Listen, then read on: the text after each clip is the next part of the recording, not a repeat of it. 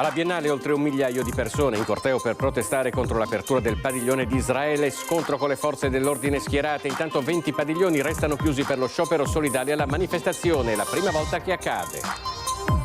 Con l'alzabandiera stamattina ha preso il via la 97esima adunata nazionale degli alpini a Genova, festa per le strade della città. Il presidente Anna Favero mette il punto sulle polemiche che hanno anticipato l'evento.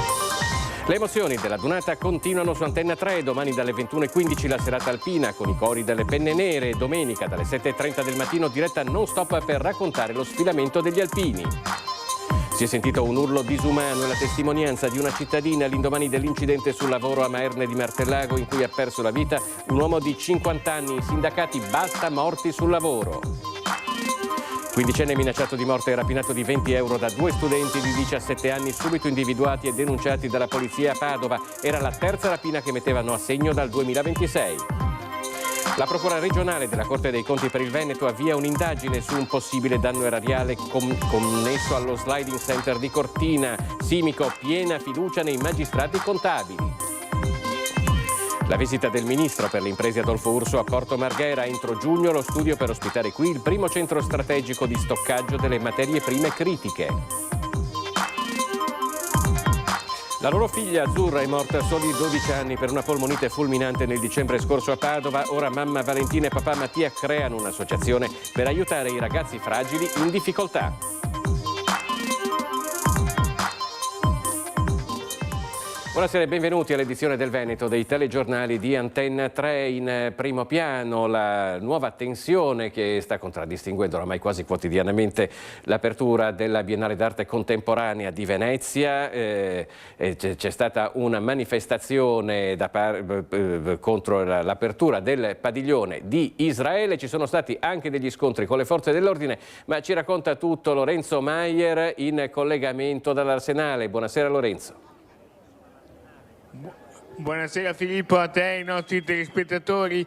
Ci troviamo proprio come dicevi all'Arsenale, dove il corteo dei manifestanti che verso le 16:30 si è mosso da Viale Garibaldi a Castello è arrivato fino a qui, fino alle porte della mostra, per ribadire il concetto che già da giorni è artefice della mobilitazione, ovvero sia i manifestanti chiedono il boicottaggio del padiglione di Israele e ovviamente il grido dei manifestanti è quello di Palestina libera.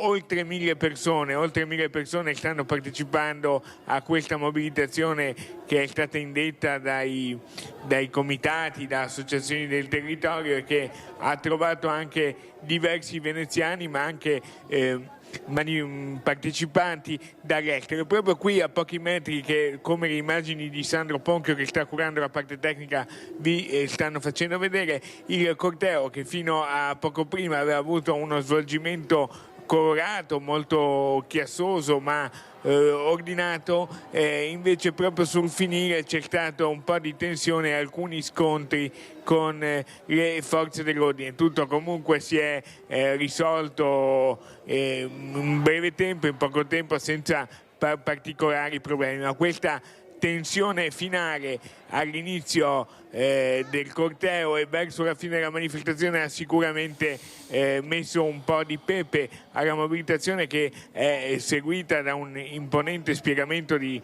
forze dell'ordine anche con tenuta antisommossa e dagli aerei elicotteri che stanno sorvolando tutta la zona della Biennale. Una giornata clamorosa, particolare, mai vissuta nella storia della Biennale, perché per partecipare a questa mobilitazione una ventina, 20 padiglioni hanno chiuso nel pomeriggio e hanno esposto dei cartelli motivando la chiusura e invitando tutti, anche i visitatori, ad unirsi a questo corteo. Quindi nel pomeriggio una ventina di padiglioni chiusi, un evento mai successo nella storia di 131 anni della Biennale. Tutto sommato comunque a parte, ripeto, questi ultimi scontri che si sono risolti bene, abbastanza facilmente, con un po' di tensione, tutto si è svolto in maniera ordinata. Venezia ha vissuto una giornata comunque importante in cui sono convogliate ai giardini per partecipare a questa ultima giornata di vernice migliaia di persone, oltre 4.000 gli accreditati, ed è arrivato, come previsto, anche il vice premier Matteo Salvini, al contrario del ministro ai beni culturali Alessandro Giuri. Salvini, che ha presenziato all'apertura del padiglione Venezia e anche all'apertura del padiglione Italia. Sul padiglione Italia il presidente Buttafuoco ha inviato una dichiarazione, era presente ovviamente, poi ha ribadito l'importanza dell'installazione che è stata creata, anche con una sua nota ufficiale.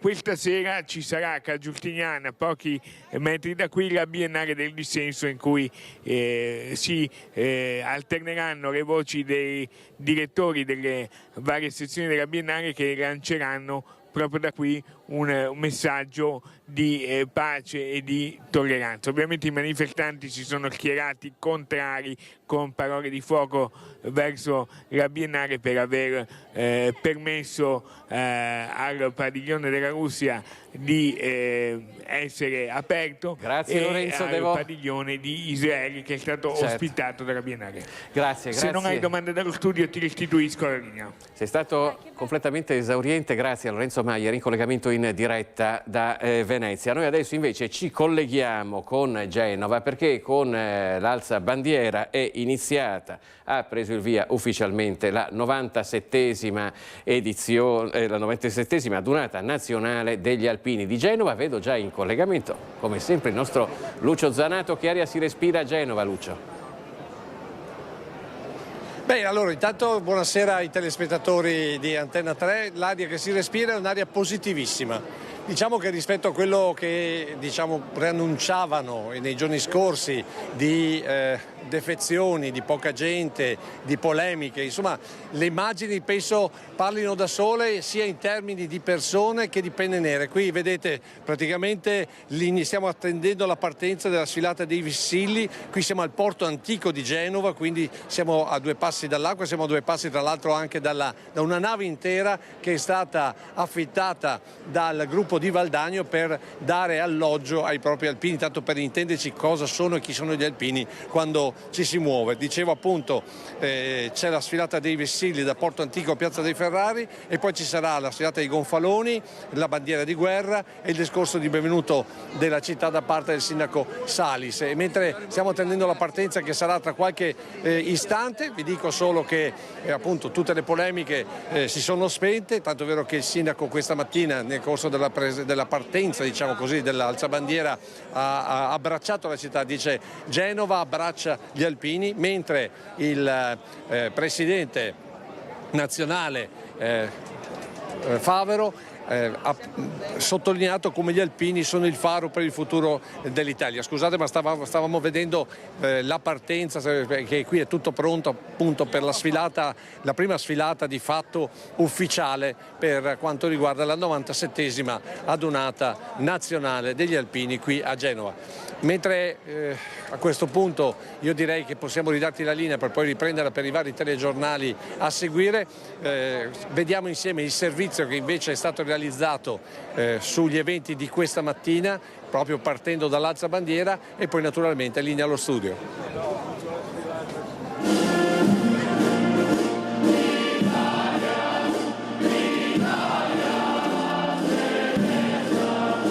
Sale il tricolore sul pennone di Piazza De Faveri, aprendo ufficialmente la 97esima adunata degli alpini, la sesta per Genova, l'ultima era stata nel 2001, una 3 giorni con 400.000 presenze stimate, decine di migliaia soltanto dal Veneto. Gli occhi dunque sono tutti puntati sul capoluogo ligure, dove da settimane infiammano tensioni e polemiche sulla presenza delle penne nere in città, tra volantini, manifesti e inviti al boicottaggio. Ci pensa la sindaca Silvia Salis nel suo intervento di saluto a gettare acqua sul fuoco. Care alpine e cari alpini, Genova vi dà il benvenuto. È un'emozione forte vedere questa distesa di penne nere 25 anni dopo l'ultima volta.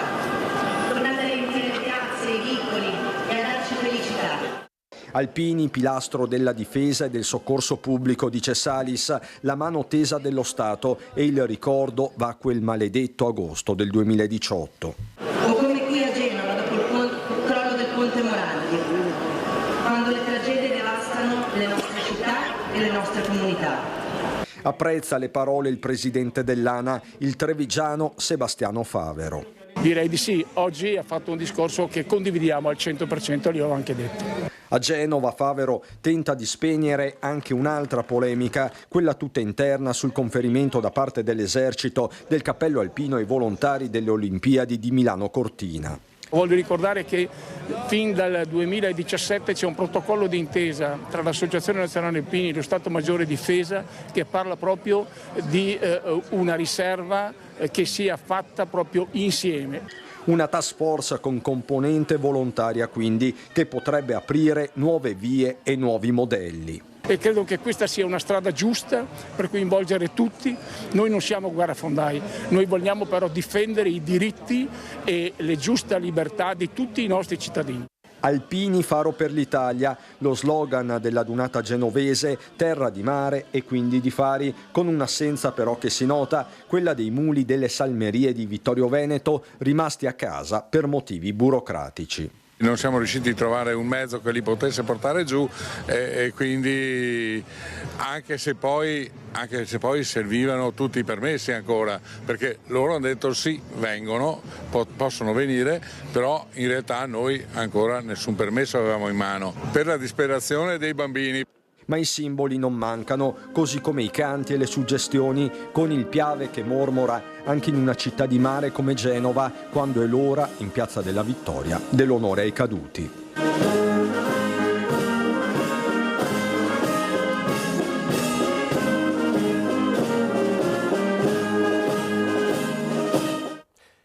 Antena 3 vi racconterà ogni istante della Donata Nazionale degli Alpini di Genova, non solo con i collegamenti in diretta e i servizi nei nostri telegiornali, ma anche domani in particolare con la serata alpina in diretta dalle 21:15. Vedremo la grande rassegna dei cori delle penne nere, poi collegamenti dalle piazze, dal porto e dalla nave degli alpini con i nostri inviati. Quindi domenica dalle 7:30 del mattino per tutta la giornata la diretta non stop per raccontare il momento clou della Donata, lo sfilamento delle penne nere con i commenti e la possibilità di mandare come sempre i vostri messaggi da casa. Voltiamo pagina e parliamo di un altro incidente sul lavoro, questa volta è accaduto a Maerne di Martellago in provincia di Venezia. Il signore stava andando a fare le spese da lì, ha sentito un urlo disumano e si è girato, ha visto tutta la gente che correva verso quello che era accaduto, insomma. A perdere la vita un operaio cinquantenne di origine marocchina che stava lavorando sul tetto dell'edificio in costruzione quando per cause ancora in corso di accertamento è precipitato da circa 5 metri d'altezza in via Circonvallazione a Maerne di Martellago, poco distante da un supermercato. L'uomo, dipendente di un'azienda in subappalto specializzata nella posa di guaine, era impegnato nella realizzazione della copertura della struttura quando è precipitato.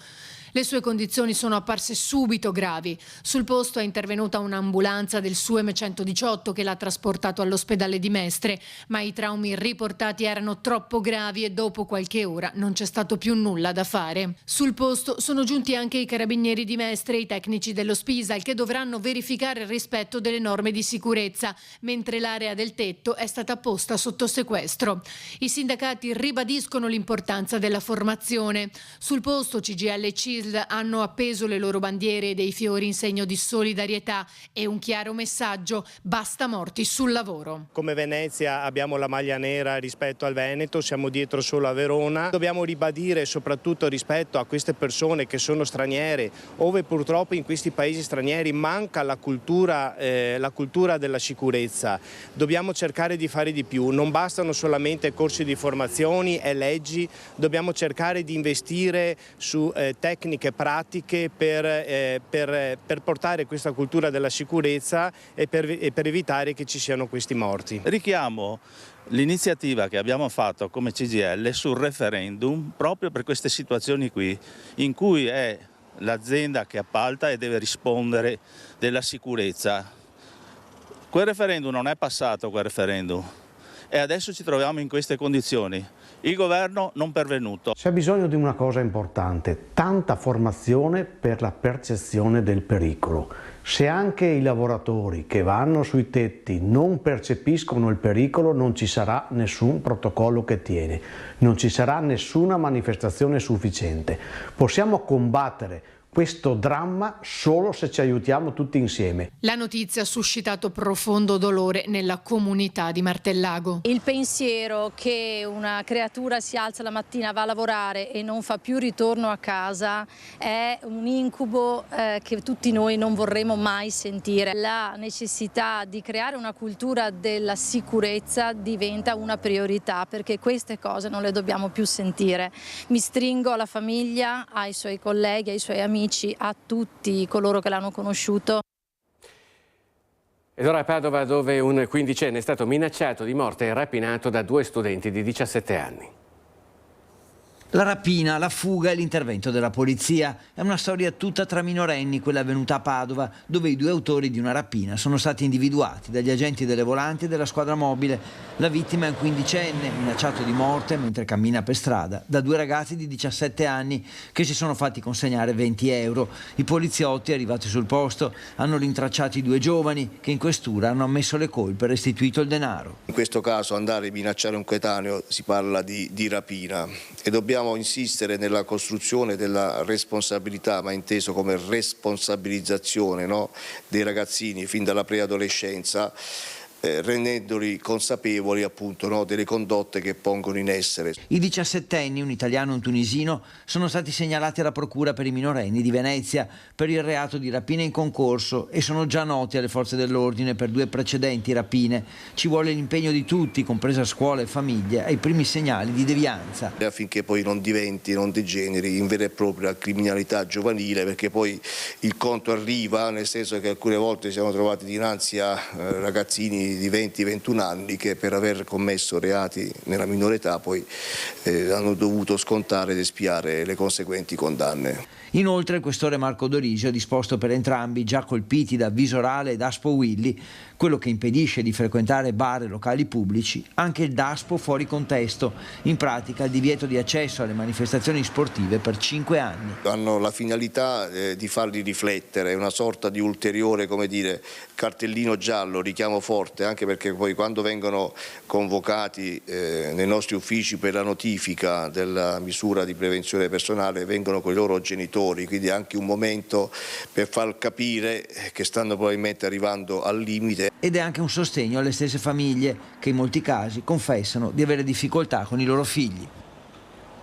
La Corte dei Conti del Veneto ha avviato indagini in merito ad un possibile danno erariale connesso allo sliding center di Cortina d'Ampezzo.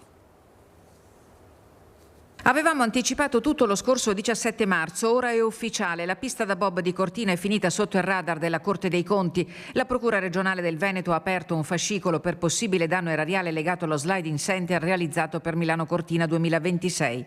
Al centro delle verifiche ci sono i danneggiamenti riscontrati all'impianto dopo i Giochi Olimpici e la contestata riconsegna della struttura tra Fondazione Milano Cortina, Comune di Cortina e Simico. I problemi erano emersi pochi giorni dopo la fine delle gare. Il Comune aveva contestato danni per centinaia di migliaia di euro, affidando anche a uno studio legale il compito di eseguire il contenzioso e l'acquisizione dell'opera costata oltre 130 milioni di euro.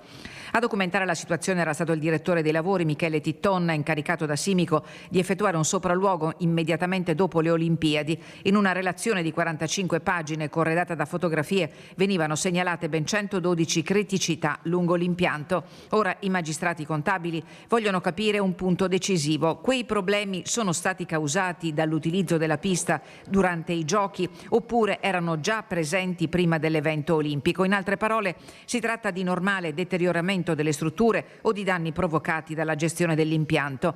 Per il momento non sono ancora state formalizzate responsabilità o ipotesi precise di danno erariale.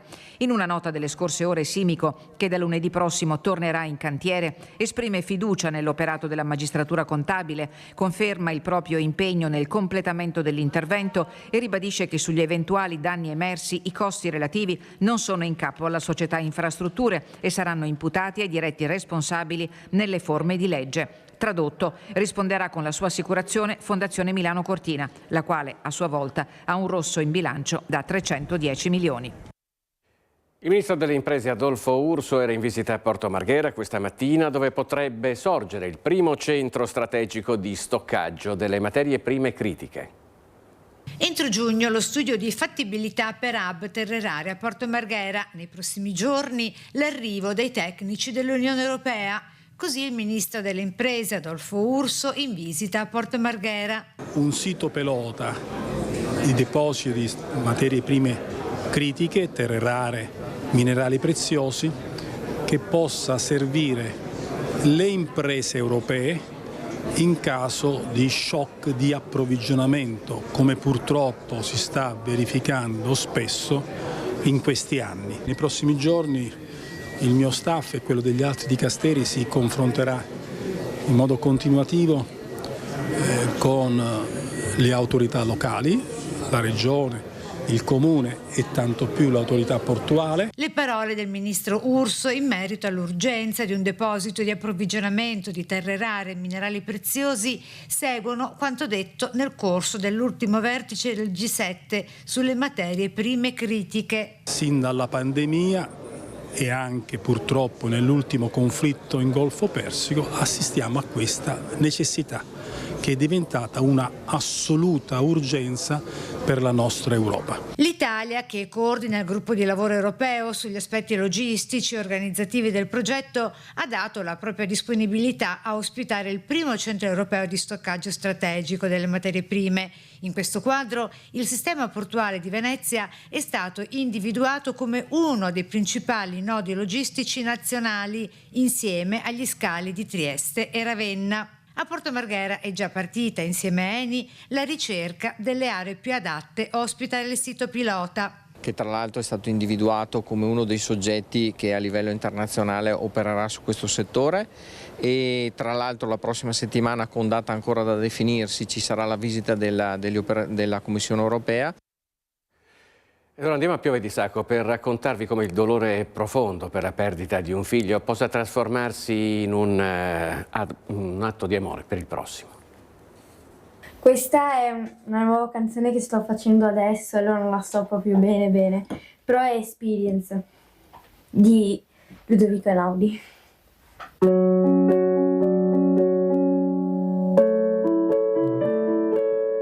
Azzurra se n'è andata a soli 12 anni, nella notte del 31 dicembre 2025, lasciando mamma Valentina, papà Mattia e la piccola sorella Cecilia di 5 anni. Proprio da questo immenso dolore, la famiglia ha scelto di far nascere qualcosa che possa aiutare gli altri, con l'associazione Azzurra come te. Un modo per tenere viva la sua memoria, ma anche per dare sostegno, vicinanza e forza a ragazzi che stanno attraversando momenti difficili. Nasce dall'idea delle due insegnanti di Azzurra, Lieta Traversi di Salti di Tonno di Piove di Sacco e Laura Faccini di SD Jump di Sant'Angelo di Piove di Sacco. Questa associazione nasce con lo scopo di aiutare bambini e ragazzi dal futuro incerto e con poche possibilità.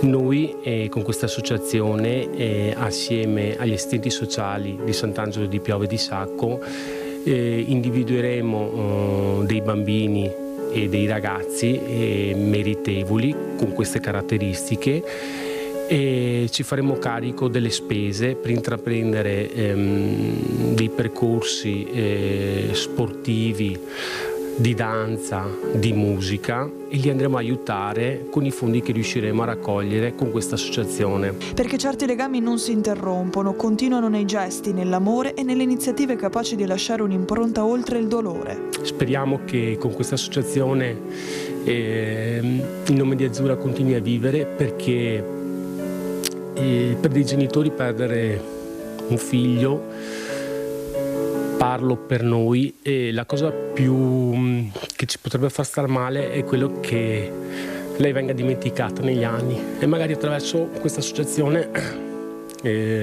Teniamo vivo il nome di Azzurra. Pianoforte, hip hop e nuoto, le sue più grandi passioni che affrontava quotidianamente con costanza e determinazione, e proprio dalla sua tenacia prende ispirazione Azzurra come te.